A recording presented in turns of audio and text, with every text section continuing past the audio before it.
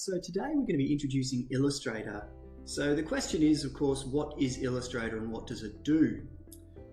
So Illustrator is part of the Adobe suite. I'm sure you would have heard of Adobe Photoshop. It's similar to that, however, it allows for vector-based illustrations and drawings. So the difference between vector and raster, which is generally what's done through Photoshop, is that vector is based on formulas and measurements, which means that every single line that you draw, you can zoom in forever and it will still be perfectly sharp because it's not based on raster, which is essentially this pixel goes here, this pixel goes there. It's based on a formula, so a curve is more about a formula for a line and the measurements of that line, and regardless of how much you zoom in or out, those line measurements stay exactly the same. So that's why you would use Illustrator.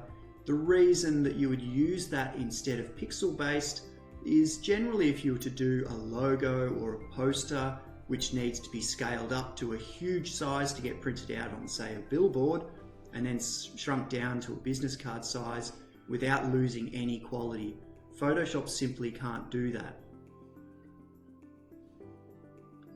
The reason that you would use Photoshop instead of Illustrator, for instance, though, is Illustrator is not great with editing photos or manipulating photos. So generally, if you were to be doing what we would refer to as a render or a sort of a three-dimensional illustration, you would eventually at some point need to go into Photoshop to start using those Photoshop brushes and start creating those really cool effects that you can't achieve through Illustrator with photos.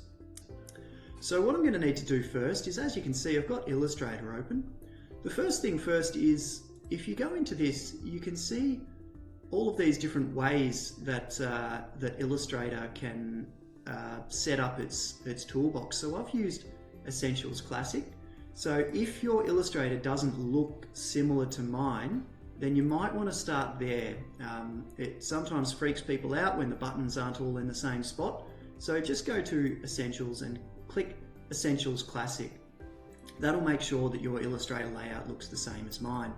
Producing for today is going to be an A3 poster promoting an environmental cause, and that cause is going to be an association trying to get a membership base so that they can help drive down the amount of plastic and waste that we produce.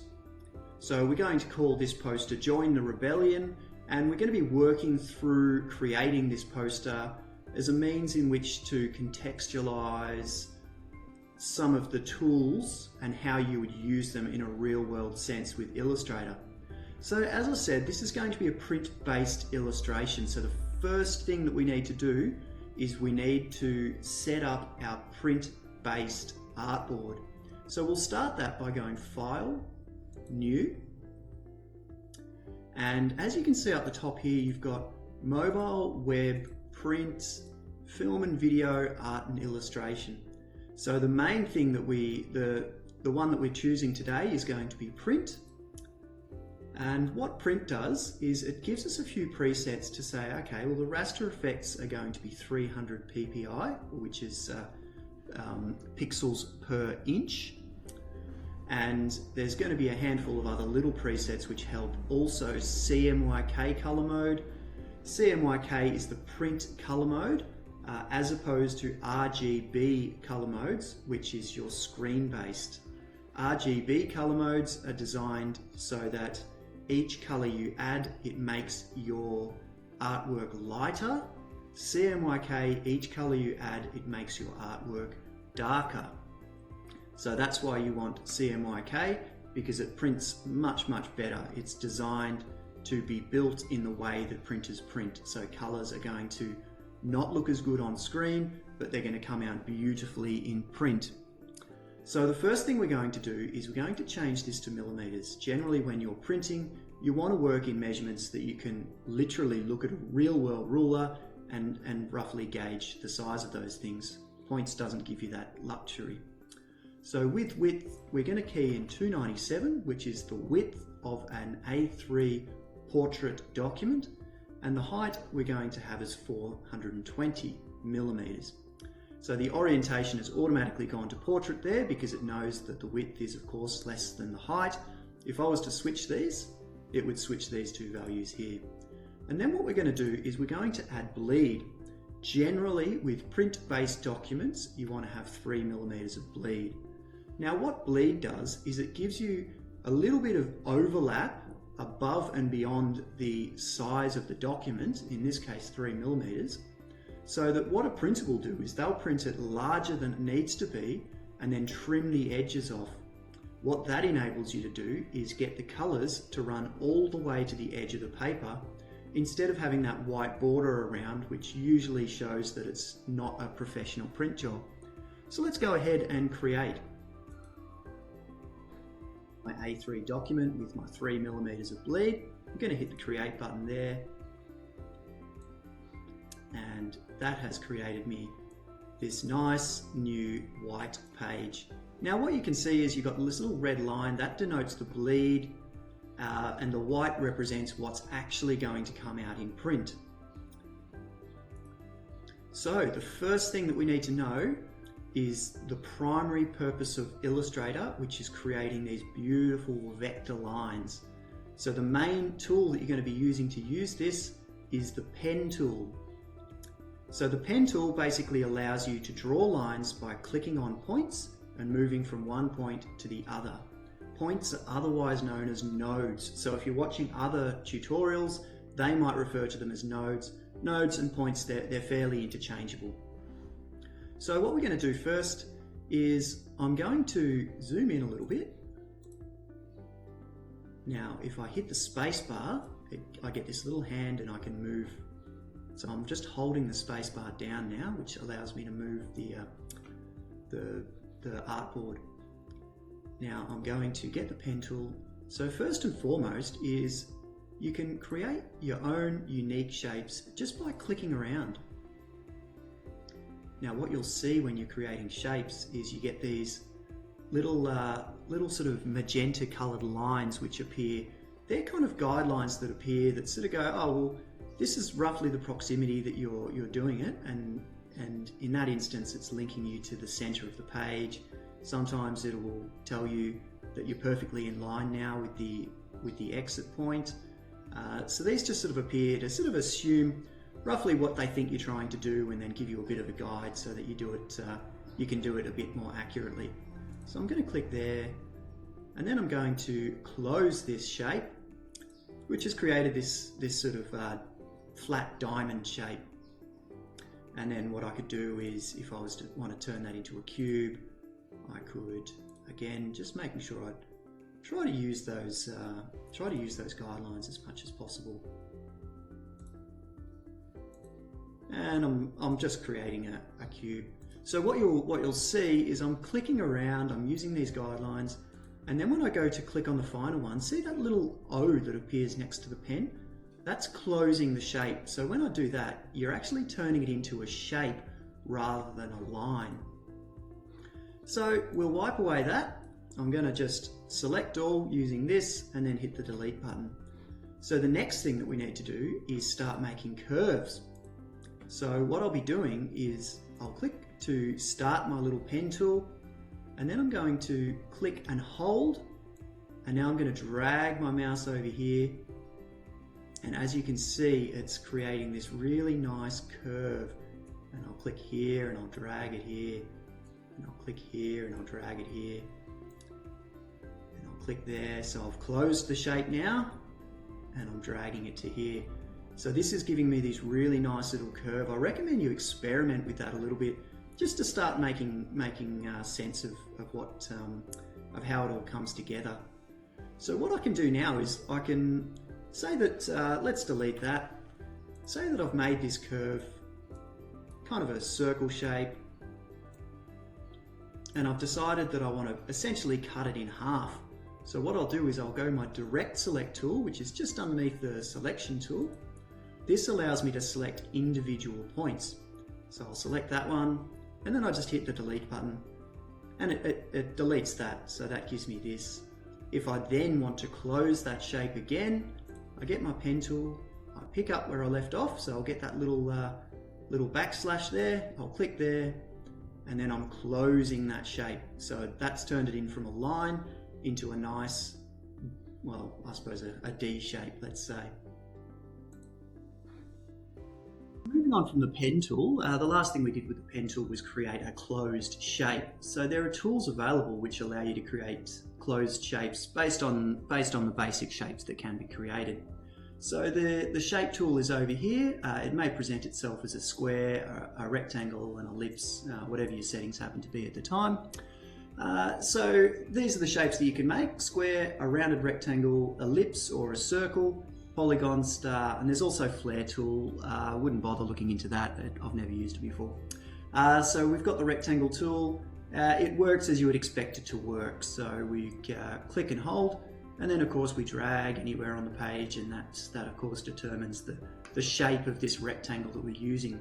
If we hold down the Shift key, it fixes it at a square. So if you wanted to create a perfect square, just hold down the Shift key and it's going to maintain those proportions.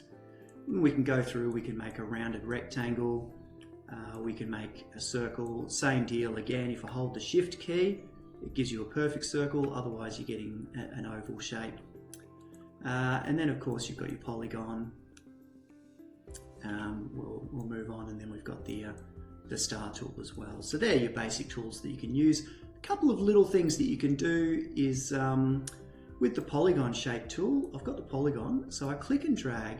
Now while I'm clicking on dragging, I can hit the up and down keys, and that gives me more vertices on the polygon. So I can go all the way down to a triangle, to a square of course, and then keep going until, if you hit it enough, you'll almost get a perfect circle. And then with the star, there's an additional one where I can keep hitting the up and down keys whilst I'm clicking and holding, and it gives me a lot more points on the star. But also, if I hold the Control key and then drag, I can make the star much more pointier, or much blunter, or much more blunt, I suppose is the correct word. So that's generally how I'd use that. The additional thing with the shape tool is, if I've created a rectangle, say, what it does is it gives me these little sort of circle donut shapes in the middle at every point. If I click and drag them, it allows me to round off the corners. So that occurs within all of the different shapes. So if I reduce that to, say, that, I can round off the corners there, and I get this really nicely rounded polygon. The final thing I'm going to talk to you about the shapes, and it's not necessarily directly linked to the shapes, but if I go to the square tool and then I click select, if I hold down Alt, it gives me this black and white pointer. So if I click and drag, what it does is it duplicates that shape. So if I get a shape that I really like and I want to duplicate it a few times, I'll click and drag, and then of course you've got your little intersect things, and then I can select all of those points and then go on like that. So that's the shape tool in a nutshell. Grouping and arranging. So these are ways that you can help yourself when your artwork gets really complicated and starts involving lots and lots of shapes, because it can become a real nightmare to edit things. So that's why there's grouping and arranging available. So grouping is simply saying that, say we've got four of these shapes. What we can do is we can select two of those, and what we need to do is we just hit the Control G button. So what that does is, when I go to pick that up, it's actually grouped those shapes together. So this is a great idea if you've got, say for instance, a character made out of lots of different shapes. You hit the group button, and then that character is all linked together as the same shape. So the next thing we've got is, see how I've grouped that together, and I'm trying to move it. I want that to move in front of this image that's sitting on top of it. So I want this to be in front and overlapping this shape. So that's where arranging comes in. So what I can do is I can right click on that, and I can click arrange, and I can just say bring to front. So that's generally how I'll do it, or of course I can send that to the back. That's generally how arranging works. There are shortcuts that you can use. So if I hit the Control Shift and this weird sort of right hand square bracket, that's how I can shift it to the front or shift it to the back. If I just hold Control and that square bracket, it just moves it one at a time. So see how that's moved it in front of one shape but not the other. So that's how you'd use grouping and arranging. The Type tool, which of course allows you to type text on your page. So this is located here, the little T sign here. So the first thing that we can really do is we can just type as what I'll call free type, which is essentially you just click anywhere on the page. It gives you this little lorem ipsum to start with, but I would say heading. So that gives me the heading. And what I can do is from there, I can hit the selection tool and it gives me this little bounding box. And holding the shift button, I can scale that up and down as I see fit. Alternatively, you can manage it. You should get this character tool over here once you've selected the type tool, and you can manually change things like that and do your leading and your kerning. What I suggest with the type tool is really just have a play. All of these things do different things, so we can basically just go and have a bit of a click around and try to experiment. Let's go next line here, and then obviously we've got our line spacing or our leading, which we can change. So heaps and heaps of different things that you can do within that setting. So that's the free type tool, which is generally what we would use if we are doing a heading. You just want to click and type a heading. But if we're doing body copy, which is a sentence or paragraph structure, what we'd want to do first is we want to create a type box. So we do by clicking and holding and dragging to set our type box. And once you let go, it's going to fill that in. Actually, if we shorten that,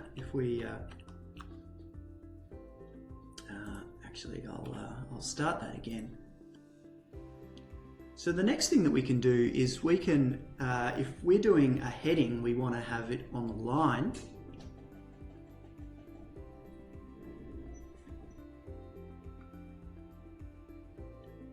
So the next thing we can do is if we're doing body copy or copy that contains or text that contains sentences or paragraphs, you want to put that in a box because that allows for things like word wrapping to occur automatically in that it knows to drop to the next line when it gets to the end of the section. So what we do for that is we've got the type tool open again, we click and drag.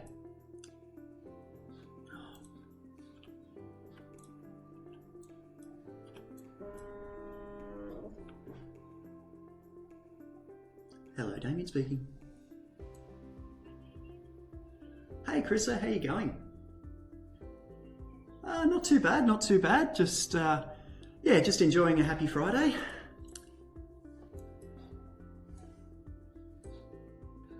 Alrighty, so we're going to move on to the Pathfinder tool. So the big question that's probably hovering in your brains at the moment is, what is pathfinding? Essentially, it's using one shape to change the other shape, if that makes any sense at all. So what we're going to do is, I think pathfinding is going to make just a little bit more sense once we dive into it. So let's just dive into it. First thing we'll do is, let's say we wanted to create a moon, a crescent moon. So I've created, I'll make that more simple there. I've created my little circle, and then what, of course, as you know, what a moon looks like is it's one circle which is encumbered by the other circle. Of course, if you're studying any of the sciences, you'll know that that's the shadow of the Earth that creates that shadow. So we've got our nice little moon shaped here. I'll just tweak that a little bit just to sort of make it a bit more of a sharper moon. So this is the moon shape, but of course this is what the moon shape looks like if it's got a great big circle in front of it. So what we need to do is, if we've got the Pathfinder here,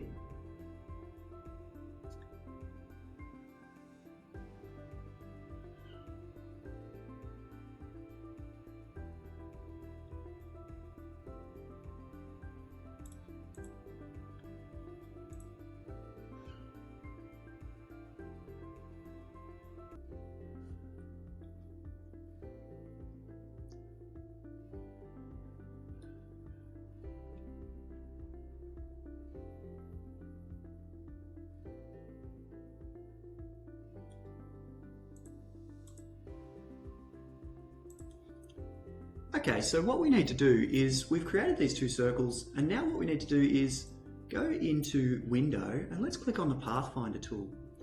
So what that does is it brings up this tool which gives us, these symbols give us a rough indication of what we're looking to achieve here. So the first thing that we're going to do is we're going to subtract.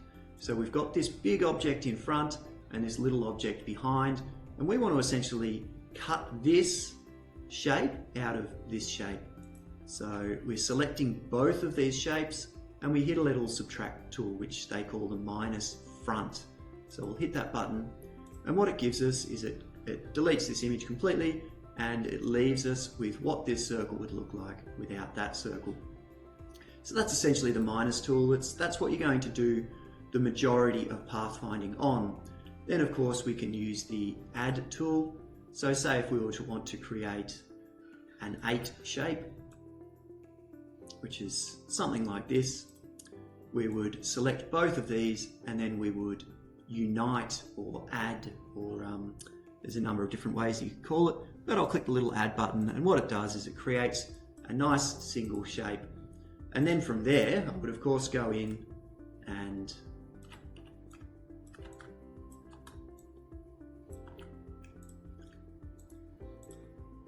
of course, moving on from that, I'll use the minus tool again. I ran through that pretty quickly, but I know I'll run through the minus. And what it leaves us with this really nice 8 shape. So that's generally using the adding and subtracting tool. Another tool that we're going to look at is also the multiplying tool, and it's the only other real tool you're going to be using. I have an experiment with all of these down here, but I've never really used them myself in quite a number of years, so I don't see them as quite necessary for this tutorial. But what I'll do is I've got my little circle shape. I'm going to do what we learned before, which is holding the Alt button, clicking and dragging that across. So now we have these two overlapping circles. So if we were to rotate this like that, so I wanted to create an eye shape. So of course you can see this eye shape in here. So what the multiply tool does is it basically says, only show me what, create a shape which is resulting from what overlaps on both of these. So let's hit that shape tool. And of course we've got our nice little eye, and we would move along from there and create our little eye shapes. So that's generally what the Pathfinder tool does. Have a bit of a play with this because it does a lot of different things. Okay, so the next thing that we're going to be looking at is stroke and fills. So this is when we've created this really nice shape that we want to utilize. Let's just keep it simple, and it can be a circle. So stroke and fills is essentially, fills is anything, any color or tone or gradient that fills in this enclosed shape. The stroke is this black line or any line that sort of goes around that. So the first thing we'll do is let's start playing with the stroke. So you'll see here, this is kind of our stroke options here. So the weight, of course, makes this line fatter and thinner. We can have a dashed line where you can change these settings and have a really tight dashed line. So we'll kill that for the moment. And then also, if we've just got a line here, there's a few different things that we can do. So this is when it's no longer a shape and it's a line. It allows you to do a handful of different things with your stroke. So let's fatten that up a bit. There's another thing called a profile, which allows us to essentially determine whether that line is going to be tapered at the end. There's some other cool sort of things, which gives it almost a calligraphic effect. Have a bit of a play with all of these. They all do different things. So let's just remove the profile. And there's also things like the caps, which kind of just give it that nice little rounded cap, or you can have a straight cap. There's also things called miters. So if I had a triangle here, the miter determines that these are going to be pointed, or this Illustrator calls it the corner. I can make them rounded pointed, so that sort of rounds it off there, and I can also make it cut off at the edge or mitered. So these are all different things, so have a bit of a play with this stroke. There's lots and lots of different things that you can do, adding arrowheads, so many different things. as you can see, this has added a huge arrowhead, which is clearly way too big. So what I'll do is I'll just go into the scale here and I'll change that to 20%. That's a bit too small. Let's say 40. So that allows you to control the arrowhead there. I can switch that. So that's your strokes. Another cool thing that you can do is once you've created these strokes is go into brushes, and it gives you all of these. They're pretty tacky, so you know, have a bit of a play. You can download different brush types as well, so have a bit of a play with that. But yeah, just to sort of give a few little additional effects. Don't go too crazy on the brushes. They were huge in the late 90s and early 2000s. People don't care so much about them now. So the next thing that we're going to move on to is adding a fill. So what we've done here is we've created our nice little circle here.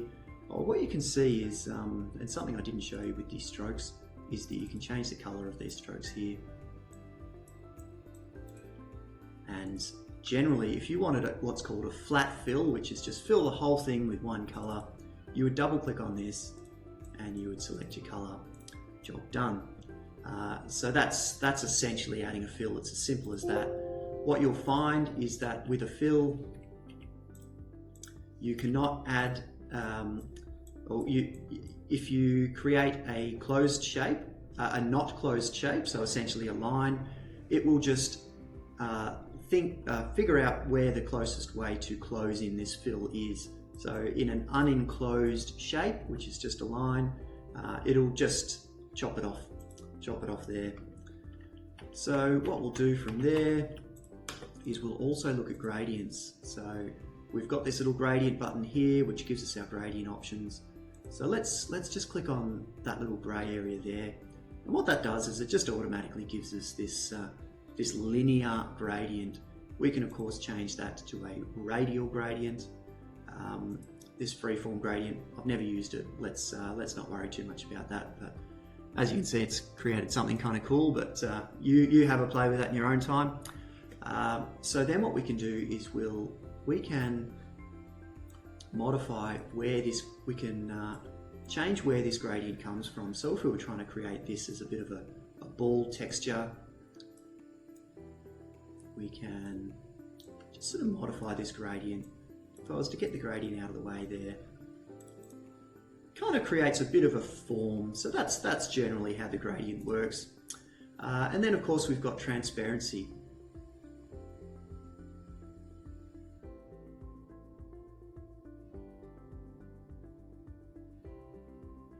So transparency in the Essentials Classic will appear right next to gradient. So all this does is it basically gets you change the opacity, which is basically how invisible, let's say, this particular shape is. So as I do it behind there, what I'll do is I'm going to create a new shape behind that. So as you can see, as I change the opacity, it just makes it more invisible so that shape behind is shown or hidden. And of course, if it's 100%, then it's what's called opaque, and you can't see anything behind it. There's a few different things you can do as well. I can multiply, I can overlay. So all of these just sort of they determine what effect this front thing has on its background. This would play a part in figure ground as well. Alright, so the very next thing we're going to be looking at is layers. Layers is not really something you use a lot of until you start working with really complex illustrations. So what are layers? Essentially, they're like, if you were to envisage transparency paper, they're lots and lots of different drawings which all sit above or below one another. So that's generally how you would describe layers. So the first thing we'll do is let's find the layer window. So what we'll find here is this little icon here is called Layers, which will be in the Essential Classic. If you can't find it, there's also you can also locate it here. But let's just click on Layers here. So by default, you always just have one layer, and it's called Layer 1. So the reason that you would use layers is if I had a really complex, let's pretend that this is a really complex illustration here. I want to take that away from the background so that I can work on this without sort of moving the background around. So I'm going to Control X, which cuts this image out, and then I'm going to create a new layer, and I'm going to double click on the layer 2 here, and I'll call this one Figure, and I'll call this background Ground. And then I'll click on the figure, and then I'll hit Control F, which is called Paste in Place, which basically says paste it exactly where you cut it from in the past. So that way we've got these layers. So we've got one layer for the figure, one layer from the ground. The main thing that you would want to do with this is, if it's a very complex illustration, is I can click this button here, which locks the ground layer, which means that I'm never accidentally going to pick it up as I'm trying to select all of these different layers. This is stuck in place, and that means that I can only ever play with this figure whilst the other one is locked. It's a great way to organize your files, and it saves you a lot of headaches once you start moving into more complex illustrations. Another thing it does is, if I was to create a new layer and your illustration starts getting complicated because all of a sudden I've got lots and lots of different layers,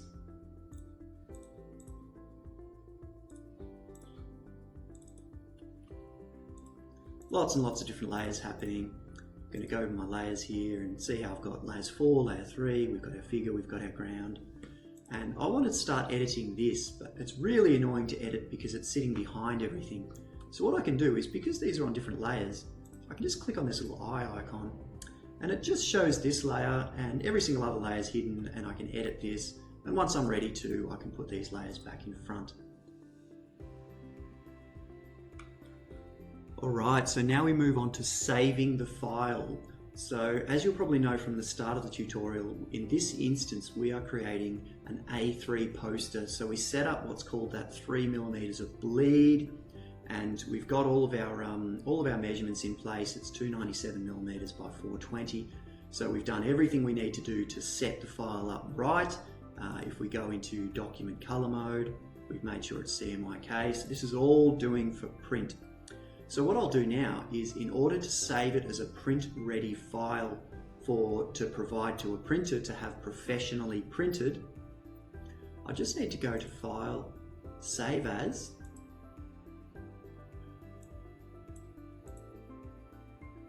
and I'm saving this as a PDF, my print file, and it's got Save Adobe PDF. So what I want to do is, because I want this to be press quality, I'm clicking on the press quality, and that automatically sets up all of my compressions and things like that, which you don't need to know a huge amount about.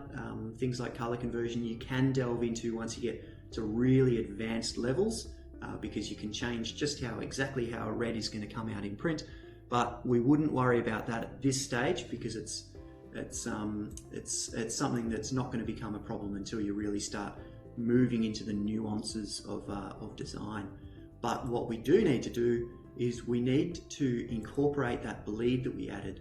So I'm just going to click on this button saying Use Document Bleed Settings, and you'll see it's faded out a lot there, but it's automatically said that we've got 3mm of bleed on the top, bottom, left and right. As I mentioned before, that's how much over the edge of the artwork it goes, so that when it's trimmed off, you don't get any white lines appearing near the edge of the page. And the other thing that all printers are likely to ask you to do is add these trim marks here. There's a few other things that you can do if you wish, which is the registration marks. What the registration marks do is, it basically shows you a series of colors overlapping so that you can determine whether or not the printer had the inks in alignment. Not really something you are going to need to worry about too much. So for the moment, let's just keep these trim marks. Save the PDF. And then if we open the PDF, I'm going to bring that into view here. What you wind up with is, you get this beautiful poster, and you've got these white bars on the edge, and these little black lines, they're those trim marks that you checkboxed. And if we zoom in, see how those trim marks come in 3mm from where the edge of the ink sits? So what will happen is, a printer will print this out, and it will be overlapping, and then they're going to cut along these trim marks. And what that ensures is that the red is definitely going to go all the way to the edge of the page, because generally with printers, they don't always cut perfectly in here. The reason that you give 3mm of bleed is that they might sort of throw the paper in, it's 3mm out. Even if they do that, it's still going to give you that nice red all the way to the edge of the page. So that's setting up the print marks. If I was to later choose to save this for web, it follows a different path. So what I would do is I'm then exporting for screens, which is, and you're going to need to write this down, Control, Shift, Alt, S. And what that does is it saves for web. So it creates all of the settings which make sure that you're going to get this perfect web file. You can change how you save it. Generally recommend a PNG or a JPEG. GIF is kind of falling by the wayside. And then of course you can save the image size. So save for web is if you were using it for a website or for incorporation into a web page. So that's how you would use the save for web. Generally, other things that you would do is if you wanted to make sure that it was going to load quickly on the website, you can change this quality down to say 20, which is going to change the file size to 9.5K.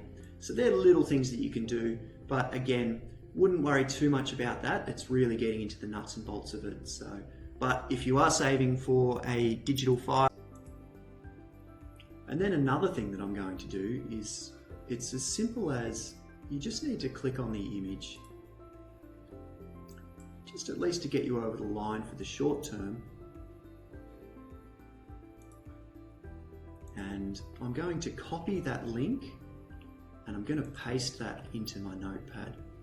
So at the very least, you're at least keeping track of the links where you found those images. Later on down the track, you may need to find out who created that artwork and acknowledge the artwork at the back of your folio. Certainly if you were to go into top designs, you would need to be able to track where this found image came from. So let's move into now placing that image into Illustrator. So it's as simple as going File, Place, and selecting that image, and then what it does is it gives me this little thumbnail and I get to choose where I'm going to place it. Now generally speaking, I can move that and I get these little boxes so I can then transform. I'm holding the Shift key as I do this. If I let go of the Shift key, see how it falls out of proportion? Hold the Shift key and it just keeps those proportions exactly as the photographer wished you would have. Now there's two different ways you can go about placing an image, and it depends on what you're going to do with that image after you've placed it.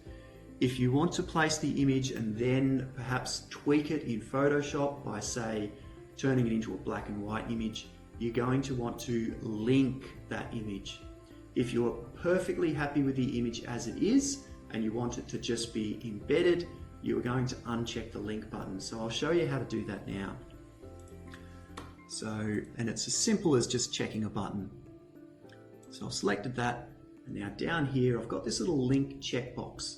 So at the moment that's checked, which means that I can then link it, and if I was to then open up this particular image in Photoshop and change it, it would automatically update that image, those changes into Illustrator. If I'm absolutely confident that I'm never going to play with that image in Photoshop, then I would uncheck this and place as an embedded file. The benefit of embedding a file is it means that it's all enclosed within this one Illustrator file. When you link it, if you were to change or accidentally delete that other image, then it's going to break your Illustrator file, which can cause serious headaches. Now one other thing that I'm going to look at is the clipping mask tool.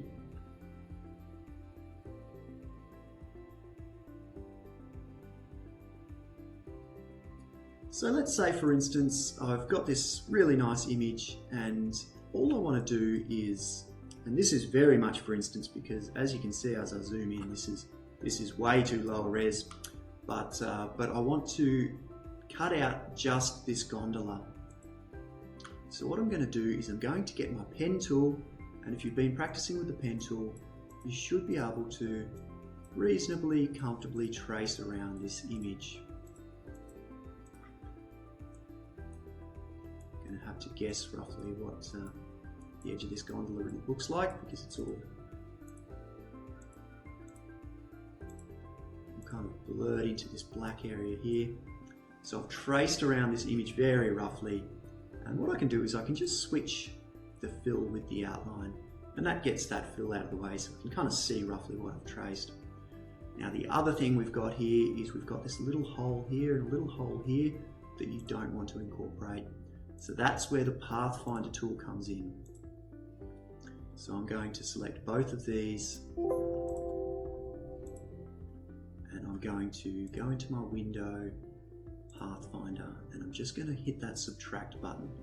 And what that does is, if I go to fill again, see how it's cut that image out of what it sits in? And I'm just going to go again. I'm going to do the same thing with this little hole between his arm and his body here.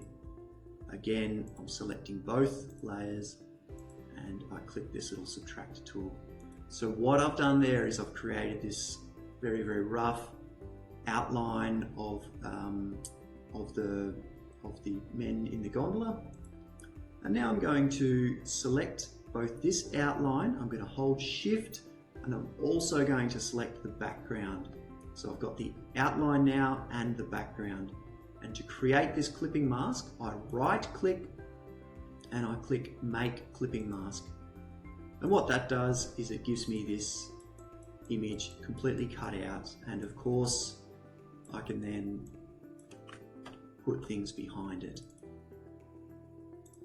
So say I wanted to create this sun, and of course put some water there, put my own water there. So that's what clipping mask allows me to do. It's a pretty complex tool and it can get confusing, so make sure you have a bit of a play with it.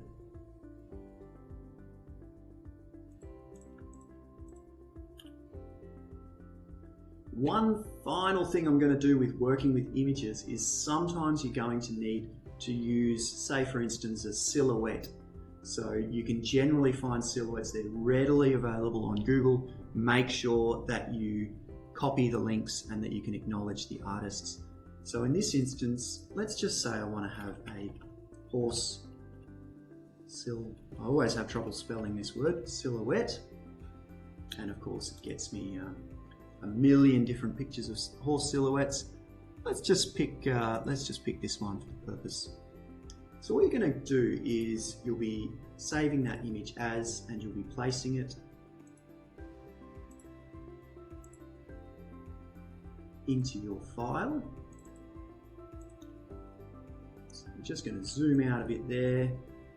I've got my little horse silhouette, and yeah, so what you need to do is, this is still a raster image. You want to convert this into a vector image. See, as I showed earlier, if I zoom right into here, raster gives you these terrible pixels when you get up close, which is doesn't look too bad sometimes, but other times, if you were to blow that up to the size of a billboard or a large banner, it would look terribly awful. So what we would do there to address that is we would go image trace. So we need to go firstly to object, and we go down to image trace, and we just click make and expand. So that just gives me the most basic settings to turn that picture into this beautiful vector image. As I said, we can zoom in forever on this and it's still this really nice smooth line. Now there's lots of different ways that you can do image trace. Generally it only works if there's a stark contrast between the figure and the ground. If that was to be, say, a light red on a slightly darker red, it would have trouble finding where the line is. So what that's given me is, if I drag that across, it's given me this white shape as one shape, and then it's given me this black shape as another. So if I go the direct select tool, I can actually move the white shape from behind this horse. Generally, what you'll want to do is you'll just want to delete that shape, because what you actually want is this horse. And I would also go in, I would direct select this white little line here, and I'll delete that too, and that gives me this really nice, nice silhouette of a horse.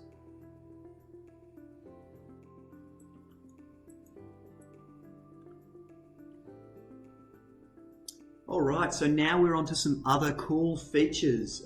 These are features which generally give you some neat effects. Just if you really want your artwork to pop that little bit more, or you feel like you want to feed some detail into the artwork. The first and one of the coolest things that Illustrator does is called a gradient mesh. See, if I was to create my little circle, and I'm going to rush through this because I understand you've run through the Pathfinder tutorial, and I've created my, let's say we want to create a teardrop shape, so we'll subtract that. I'm going to rush through this super duper quickly. Don't be too concerned if you can't really follow me too much, because this is the sort of stuff that you learn as you play. So I'm creating this this teardrop shape, which is, of course, let's just say it's goes into a sort of a cool kind of offset yin-yang. So I've created this shape and I'm like, oh well, we want this to be, say, a red colour. I'm rushing through this a little bit. We've got this red colour, and generally gradient mesh is when you want to start adding some form to it.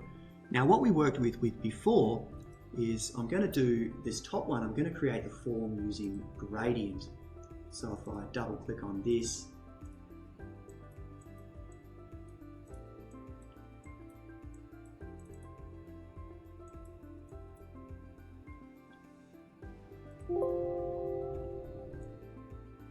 so I just sort of want to give it just a bit of form to sort of go, okay, like this gradient kind of makes it look three-dimensional, like it kind of makes it look a bit rounded, but it doesn't do a great job of it. So that's where the gradient mesh tool comes in. So we click on this mesh tool here, and what I can do is I can just click in the middle, and what it does is it gives us these sort of funky lines. And if I was to then go in and select my orange color, if we click out of that, see how it's so much nicer, this form. You get this really nice kind of blend, and it molds to the shape, something which the gradient tool just simply can't really achieve. And then another cool thing with this gradient mesh tool is I can then go in and feed in a few more different colors. So if I wanted this to have a darker side, see how it's got this sort of darker shape here, and then if I wanted to create this highlight here, so this is when I start getting these beautiful forms created, and I can start feeding in all of these beautiful different colors, and it just makes it pop. So that's the mesh tool. It's a pretty complex tool. If your shape is too complex, it doesn't really do a great job. See, if I was to create a very complex star shape here and try to use the gradient mesh tool, this is where it starts falling down. It doesn't really know what to do because it can't figure out what you're trying to achieve. So it kind of gives you these really, it starts looking a bit yucky because it's kind of guessing how to blend it, and it doesn't do a great job. So gradient mesh tool, the image needs to be a pretty simple, the shape needs to be a pretty simple shape. Otherwise it starts falling apart. The next really cool tool that you may want to use is what is called the blend tool. So if I create my little star shape here, and then I'm going to hold the Alt button and click and drag this star shape across. And now I want to fill all of these with stars, so fill them along the path. So that's where the blend tool comes in. So if I just click on this star, this is its simplest usage. Click on the blend tool, and it just turns these, it creates what's called an array of shapes.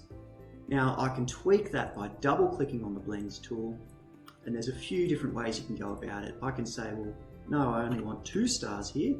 Click the OK button, and it puts 2 stars inside my array to create 4.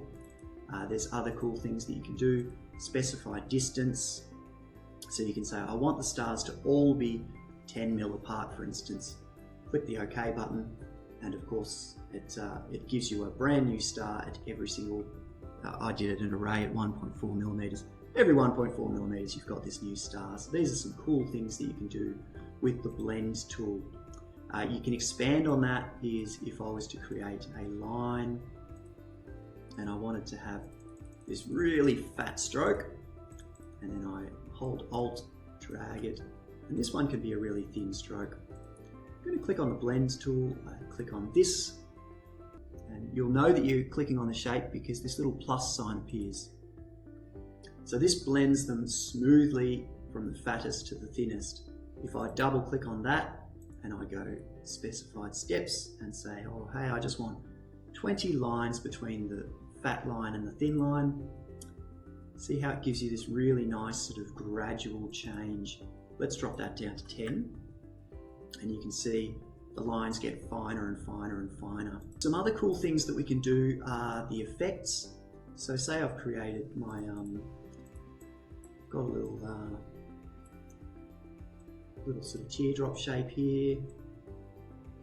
This is another way of creating the teardrop shape. The last time I did it was with the overlay. This is doing it more what's called by eye, which never really works out quite as good, but it gives you a bit more freedom. So I've created my little teardrop shape, and I want this teardrop to be three-dimensional. So what I can do is there's heaps and heaps of effects. So, and with the effects, it's just about playing. You just click on it, see what happens. Control Z, try again. The main one that you're going to use the most is the drop shadow. So you can control this drop shadow just by fiddling around.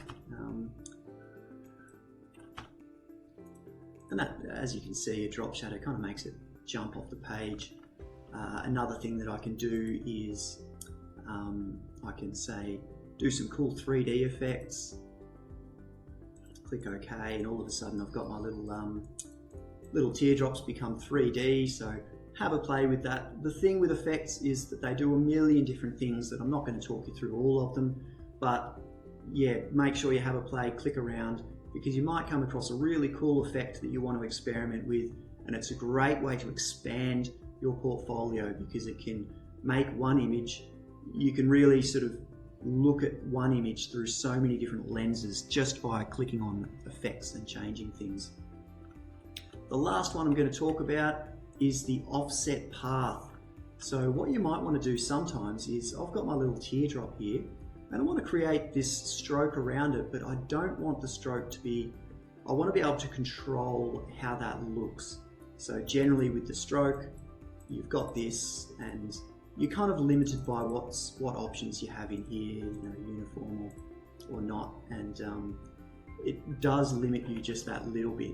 So what you can do is you can go Object, Path, Offset Path, and what that does is I can then control, say I wanted to give it a bit of an offset here. There's a few different tools. You can play with the joins and the miters, whether they're round or beveled. And have a bit of a play with these. I'm not going to go into these two forms in detail. The main thing is offset, and I can also make it inset if I just hit minus 4 millimeters, and that gives us a line that's 4 millimeters inside the other one. So let's just change it to 2 millimeters for the purpose of this, and I'll change the color there. And what that does is it gives me one shape inside and then one shape outside. So what that allows me to do is I can then direct select tool and modify this shape to my choosing. So what that does is it just gives me that ability to create sort of these, you know, cool, more organic shapes and make it look a bit more sort of hand-drawn. And all of a sudden we're starting to create these unique and interesting shapes. Okay, so rolling on from that is the very last thing that we're going to be discussing, which is scale, stroke, and effects. The reason I'm bringing this up is it's something that's very commonly troubling new Illustrator users. So what I'm going to do is I've got this little image here and I want to resize it. So I've hit my direct selection. I'm going to hold the Shift key to keep the proportions the same, and I shrink it down and see how the stroke, so this red line and this shadow, they shrink with the artwork. So as it gets smaller, it shrinks and grows. Now we can change that. So we'll double click on that and we'll uncheck this box. Now see what happens when I shrink this down. See how the shadow and the line aren't changing their size now? So you've still got this huge shadow, even though it's a tiny little raindrop, and the line is eating into that the fill area because it's obviously quite fat. So if I was to zoom in there, it's almost completely different to what it started with. So if this is happening to you, make sure you click on this scale tool, double click, and either turn it off or on depending on what you want to achieve. If I turn this off again, I'll be able to make that large, and then I can turn it on again.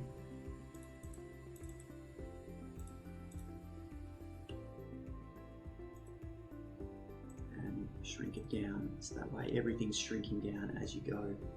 So that's the last tool. So that's scale, stroke, and effects. And that's one of the last sort of fundamental things you're going to need to learn about Illustrator. All of these tools are going to give you fantastic insights into how you can use Illustrator and how you can create anything you like using the Illustrator tool.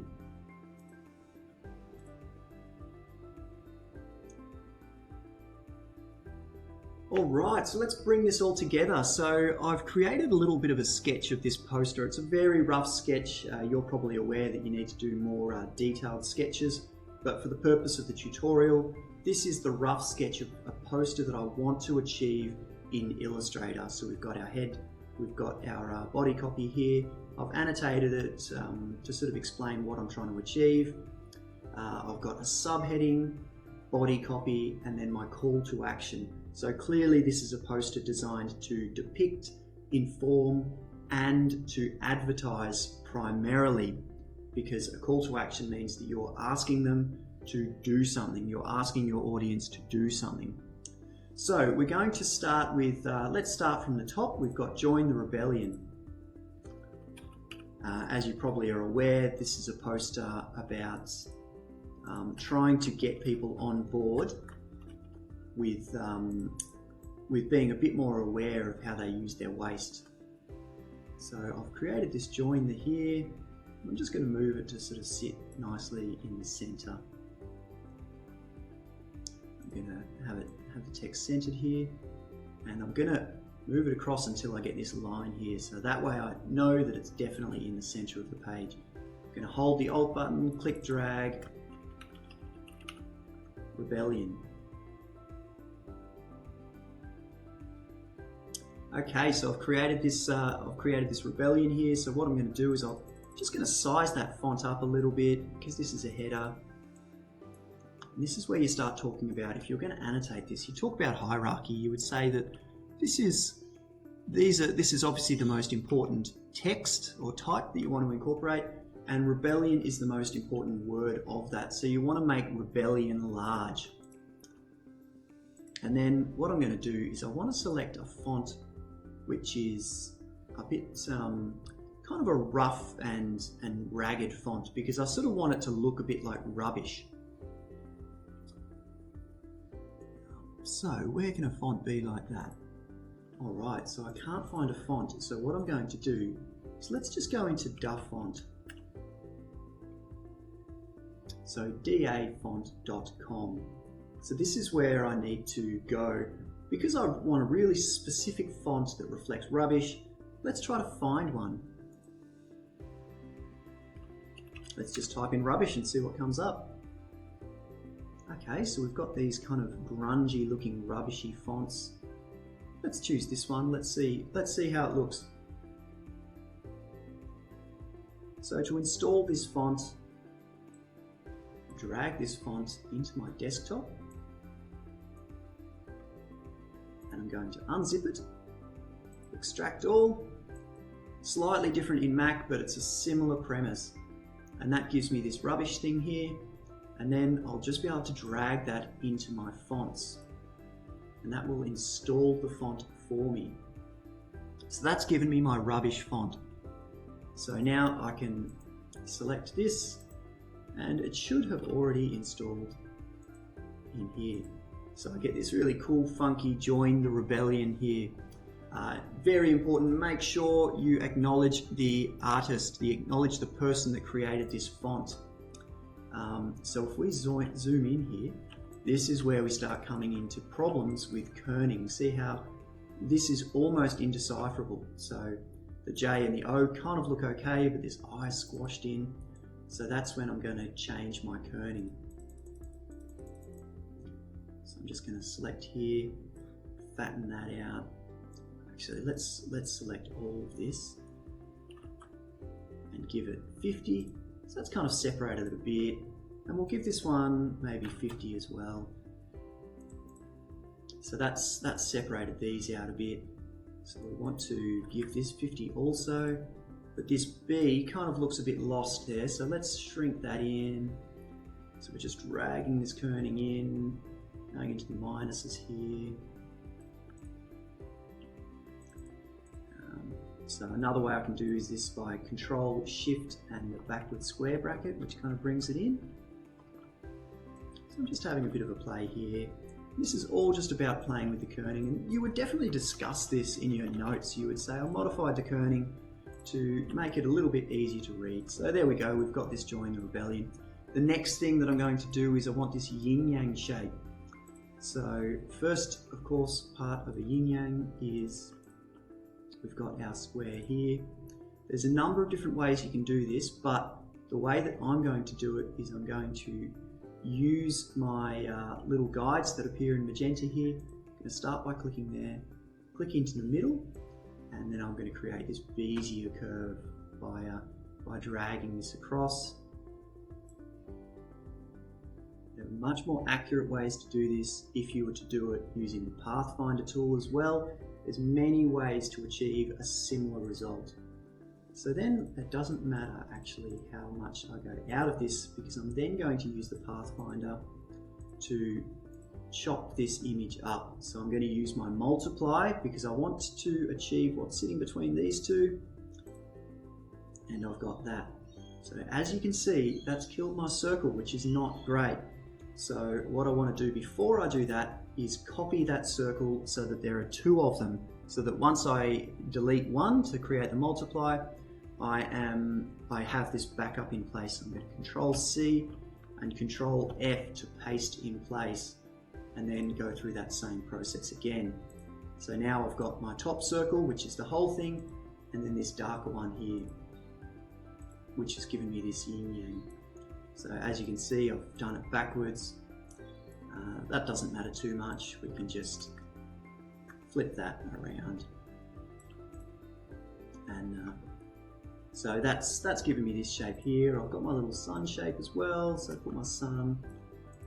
Okay, so I've created this yin-yang. It's not perfect, but it's enough for the purpose of the tutorial. And then I want to get all of these silhouettes of rubbish. So what I'm going to do there is I'm going to go into Google again. I'm going to type in rubbish silhouette. I'm going to go to images, and let's say this one here. Again, now I'm just going to copy and paste this. That's a shortcut. Make sure you save it and make sure you acknowledge the artist. So copy and paste. So I've pasted these silhouettes in place here. And of course, this is where my image trace comes into play. So I go Object, Image Trace, Make and Expand. So that's given me these beautiful vector lines. Prior to that, if I zoom in, I get these yucky, what's called artifacts and pixelation. So as you noticed before, that leaves me with this white. Don't need that. And then I'll just go through and delete the white areas that sit inside using the Direct Select tool. When you direct select some things, sometimes you're going to need to delete twice to make sure that it deletes properly. Hit the delete button twice. And that's given me these really nice vector shapes.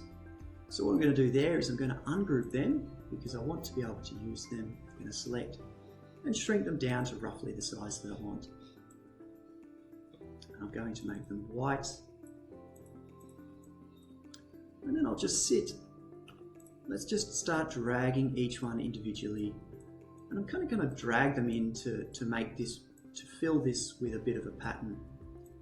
So here we go, 1, 2, 3.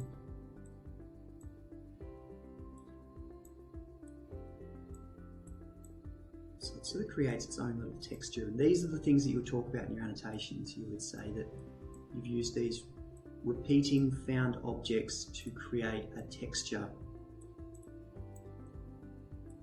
You could, even if you really wanted to, do it in a pattern. This isn't specifically a pattern that I'm using at the moment, but yeah, it's definitely something that you could do if you wanted to. Let's get a little toothpaste tube here, some cutlery.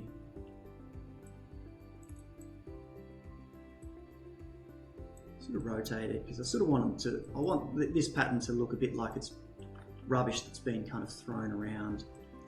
So that's me holding the Alt button. This is me shrinking it down. Hold the Alt button so that you're duplicating the image.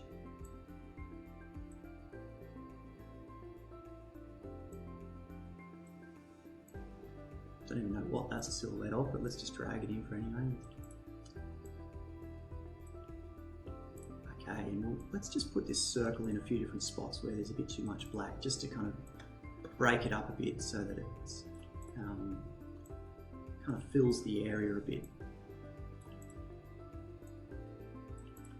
Okay, so that's roughly what I wanted to achieve with this sketch that I was looking at here. So what we've got now is we've got this this next subheading. Let's just say this subheading, we'll shrink it down. So I can hit Control Shift Alt and then the little backward arrow, which is to the right of the M. So that's the keyboard shortcut. Otherwise I can just do it using this.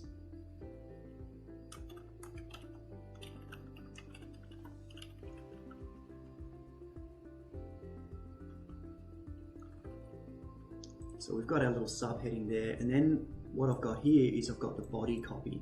So if I drag that across as a text box, the body copy should not be a particularly funky font like this, because it always appears quite small. You want it to be a regular standard font, so say an Arial or a Helvetica. So I'm just shrinking it down. About size 18 for an A3 post is pretty good. So as you can see, I'm going to need to change my leading here. So I'm just doing that manually there. And I also want to change the letter spacing too. And that gives me my body copy there. So that, as you can see, it's starting to come to shape. And the good thing is with Illustrator, this is all done vector, so as you go, you've already got these beautiful clean lines and everything's going to come out really nicely in print. It's not going to come out pixelated like it would if you were to use Photoshop. So then I want my little wavy call to action here. So the reason, and I would talk about this in my annotations, the reason I want the wave is to sort of reflect the wave of this yin-yang that I've created at the top. And then let's just bring that up a bit. I'm going to type along the path here. So again, just using what we learned with the type along the path tool. For the purpose of this, the call to action, let's just leave it like that for now. Obviously you would want to go in and find out what sort of content you want the call to action to be, but for the purpose of this exercise, let's just leave it at that. So now we've got the skeleton of what we're trying to achieve. So we just do a few little shifts and tweaks and this and that. Now one of the things I wanted to achieve was to create a sort of a crumpled paper background. Again, that's going to be using found objects. So let's just say crumpled paper. Let's use this one. So I'm going to follow my own advice here and I'm going to say large. Let's use this one here. Generally, as I said, I'll be saving this image and pasting it in. Shrink that. Now I'm going to arrange, I'm going to send that to back. So that's Control Shift and the back square bracket, or I would be right clicking, going arrange, send to back. So that's given me this kind of cool looking paper effect. So we've got the general crux of it. Now we need, it's only now that we start thinking about, okay, well, what colors are we going to use to depict this? So first and foremost, I'm going to click on my little transparency thing here. I'm going to make that 40 because I think that stands out a bit too much. Now with the colors, what I recommend you do is you can actually duplicate this by selecting the whole thing, clicking and dragging it across. And there you go, you've got an extra sort of backup there. So this allows you to play with the colors. And you can go through, you can do so many colors so quickly with this. And again, it's just about creating those versions and experimenting. So for the purpose of this, I'm going to use this kind of green color. So what I've done there is I've given this little circle. So that's kind of, you create that as almost your little color palette. So I've just got this green circle, and everything, I can always just get this eyedropper tool. So I've selected my text, click the eyedropper tool, and I can make that green.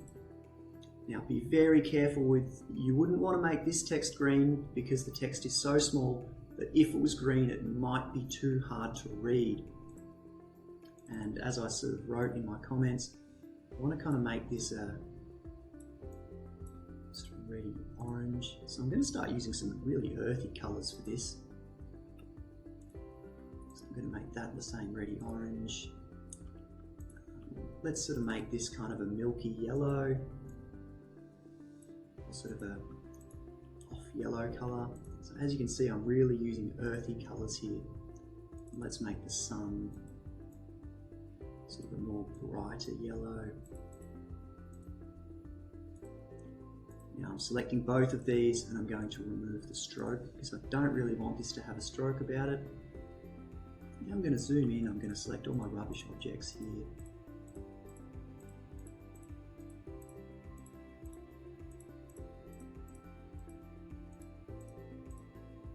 This is where layers kind of comes in handy. If these were all sitting on a different layer, I would be able to select all of them very easily. So again, I'll click my little eyedropper tool. Now I've selected the images, and there we go.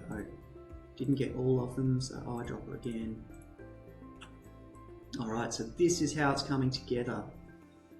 What I might do is, these are the decisions that you make on the fly. I've decided this green doesn't actually suit with the red. So I'll just eyedropper that, and I think this is going to just look that little bit better. So we'll zoom in again. I think that this, and these are the, as you sort of talk it through, these are the decisions you make. I want to make this sun much brighter. So it's starting to kind of come together. Now one thing that I really want to do is, I think we've created this kind of monotone color scheme, is now I want to create sort of an overlay, just sort of sit over this whole thing. So I'm going to right click, I'm going to arrange and send that to the back. So because I've changed that transparency of the paper, see how the transparency is showing through, but the main thing that you can see is the color.